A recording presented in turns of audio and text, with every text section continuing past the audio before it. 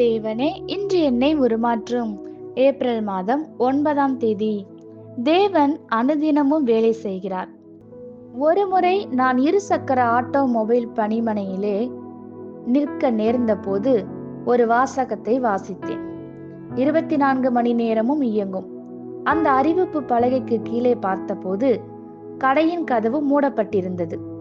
அந்நாளிலே எனது வாகனம் அதிர்ஷ்டவசமாக எந்த பிரச்சனையும் இல்லாமல் இருந்ததற்காக நான் தேவனுக்கு நன்றி செலுத்தினேன். இந்த நிலை தேவனிடம் இல்லை. எரேமியா 18ஆம் அதிகாரம் 1 முதல் 6 வரை வாசியுங்கள். நாம் குயவனின் கரத்திலே களிமண்ணை போல் இருக்கிறோம். தேவன் எல்லா நேரங்களிலும் நம் வாழ்க்கையில் தொடர்ந்து கிரியை செய்து கொண்டிருக்கிறார். அவர் மக்களை, சூழ்நிலைகளை, பொருட்களை பயன்படுத்துகிறார். மேலாக அவரது வசனமும் அவரது ஆவியும் நம்மை தொட்டு வணைகின்றன. அவர் ஒவ்வொன்றையும் செய்யும் போது அவரது கரங்கள் நம்மை தொடுகின்றன. இவை எல்லாவற்றிலும் அவர் சாயலாகவே நம்மை அவர் வணைந்து அவரது திட்டத்திலே நம்மை பொருத்துகிறார். சில நேரங்களிலே சூழ்நிலைகள் பார்ப்பதற்கு தீமையாக தோன்றினாலும் தேவன் தம் நன்மைக்காகவே அவைகளை அனுமதிக்கிறார். தைரியமானவர்களாக, வல்லமை மிக்கவர்களாக, நேர்த்தியானவர்களாக நம்மை அவர் உருவாக்குகிறார். தேவனுக்கு விடுமுறை நாள் என்று ஒன்று இல்லை.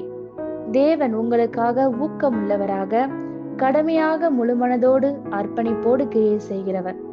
யாக்கோபு 4:5 கூறுகிறது, நம்மில் வாசமாயிருக்கிற ஆவியானவர் நம்மிடத்தில் வைராக்கிய வாஞ்சையா இருக்கிறார். தேவனது வைராக்கிய வாஞ்சை எதுவென்றால், தனது திட்டங்களை உங்களுக்குள்ளும் உங்கள் மூலமாகவும் வெளிக்கொணர கிரியை செய்வதே. தேவன் உங்கள் வாழ்க்கையில் இன்று கிரியை செய்து கொண்டிருக்கிறார் என்பதை நினைவு கூறுங்கள். அன்றியும் அவருடைய தீர்மானத்தின்படி அழைக்கப்பட்டவர்களாய் தேவனிடத்தில் அன்பு கூறுகிறவர்களுக்கு சகலமும் நன்மைக்கு ஏதுவாக நடக்கிறது என்று அறிந்திருக்கிறோம். ஆமேன். இந்த வார்த்தைகளினால் நீங்கள் ஆசீர்வதிக்கப்பட்டீர்கள் என்று நாங்கள் நம்புகிறோம்.